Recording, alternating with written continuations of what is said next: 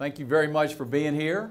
It is my real privilege to be with you for the next half an hour or so. And I want to make one comment about the, God, I really feel fancy with these two things right here and all these wires. But you're at a really interesting time right now to have access to the information that was behind me when I spoke out front, the ticker tape. For those of you who want to dial the calendar back about 5 years, we had a terrible meltdown in the stock market following the 2008 beginning of the recession, and stock prices went down significantly. But that's past history. We've had 4 or 5 really good years in the stock market leading up into where we are today, and there are lots of people that expect a correction in the stock market for it to fall 10 or 20%.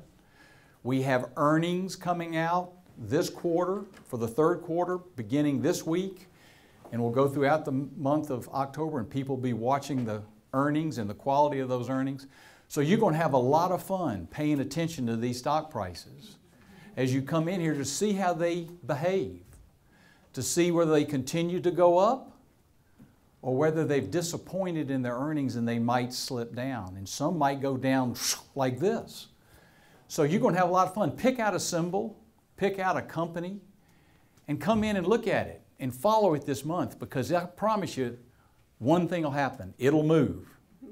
It'll either move up or it'll move down, but it's going to be exciting. So you're at a really interesting time in the economic cycle and the investment cycle to be observing and beginning to get educated on what that ticker will tell you.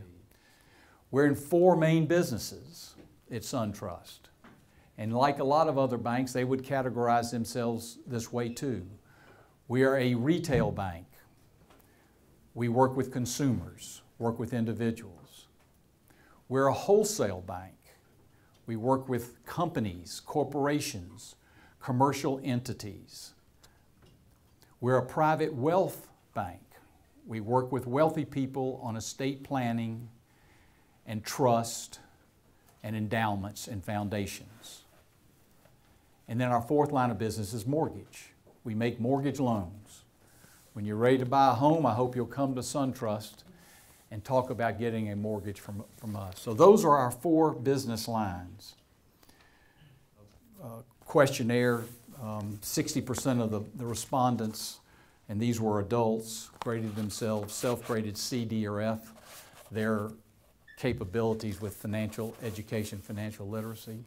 We know that the great preponderance of consumers in the state of Georgia have less than 30 days of rainy day money / savings if they lose their job. And there are other statistics like that. So we, SunTrust, said to ourselves, we have an obligation to the communities where we serve to go out and help with financial literacy and financial education. That is our responsibility. We can't pass that on to anybody else. We take deposits and we make loans in our communities, but we cannot just do those 2 things. We have to help educate all of the consumers, all of the people, young and old, in the communities where we serve to make them financially literate. It was observed not only by us, but by people in Washington and elsewhere, that the financial crisis, in large part, was created because of the consumers not being financially literate. So that's our job. And so therefore we said to ourselves, what is our purpose as an organization? What is our purpose? Why do we come to work every day? Why do we sign up to be a teammate at SunTrust and come in and do business with consumers, with corporations, with wealthy individuals, or in the mortgage business? Why do we do it? We have to believe that we are lighting the way to financial well-being.